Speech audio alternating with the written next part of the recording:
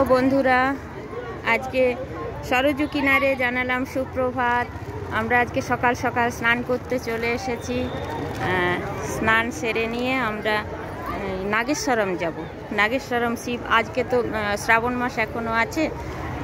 আমি তো বলেইছি যে শিব বাবা আমাদেরকে ডাকেন, জল বীজের থেকেই নিয়ে নেন। আমার যেটা বিশ্বাস, আমি একটু ধর্ম নিয়েই থাকি, তো যাই হোক, আমরা এবার নাগেশ্বরম যাব। এইভাবেই চলছে আমাদের ভ্রমণ বৃত্তান্ত, ভ্রমণ কাহানি। এই নাগেশ্বরম মন্দিরটা ওই গম্বুজ দেখছেন, ওইটা লেখা আছে নাগেশ্বরম। নাকি লবকুশ ওটা স্থাপন করেছিল, তাই এত ভিড়। লবকুশ তৈরি করেছিল, ওরা জল দিয়েছিল, সেই জন্যই। আচ্ছা, আবার ভিডিও দেব।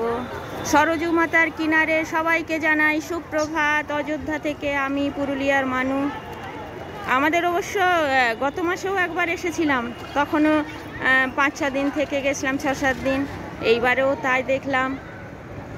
এইবারেও মাতা সরজু স্নান করতে ডাকলেন, তাই আসলাম। আমাদের কি আসার কথা, উনি ডাকেন তাই আসি। রামলালা ডাকেন, হনুমানগড়ির হনুমানজি ডাকেন। ও মা, হনুমানজি আসছে, দেখেছেন?